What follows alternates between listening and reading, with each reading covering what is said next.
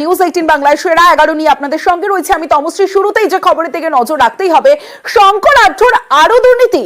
শঙ্কর আঢ্যর বিরুদ্ধে আরো দুর্নীতির অভিযোগ। শঙ্করের দুর্নীতির কথা জানিয়ে চিঠি ব্যবসায়ীর। আরো বিস্তারিত জানাবে অমিত সরকার রয়েছে আমার সঙ্গে।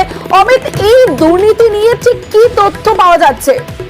দেখো, রেশন দুর্নীতি মামলায় ইতিমধ্যে শঙ্কর আঢ্য জেল হেফাজতে রয়েছেন এবং এই শঙ্কর আঢ্যর বিরুদ্ধে আরো দুর্নীতির অভিযোগ ইতিমধ্যেই ইডি সন্ধান করতে পেরেছে। কারণ সম্প্রতি শঙ্কর আঢ্যর ঘনিষ্ঠ ব্যবসায়ীকে তলব করা হয়েছিল ইডির তরফে এবং তাকে জিজ্ঞাসাবাদ করার সূত্র ধরেই আরো একটি চিঠি বা অভিযোগপত্র বলা যেতে পারে তার সন্ধান পাওয়া গেছে, যেখানে সেই ব্যবসায়ী শঙ্কর আঢ্যর বিরুদ্ধে আরো এক নতুন দুর্নীতির তথ্য জানিয়ে চিঠি লিখেছিলেন। সেই চিঠির তথ্য ইডির হাতে এসেছে, এমনকি সেই চিঠিটি এই মুহূর্তে ইডির হাতে রয়েছে।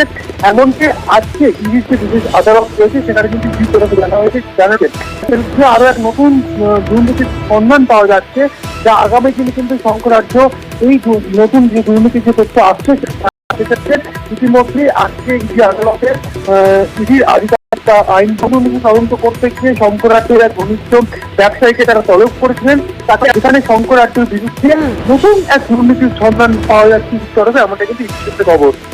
বেশ হবে।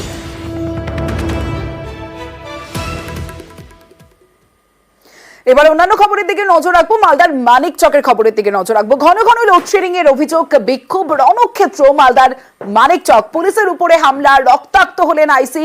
নয়াঞ্জলিতে ফেলা হলো পুলিশের গাড়ি।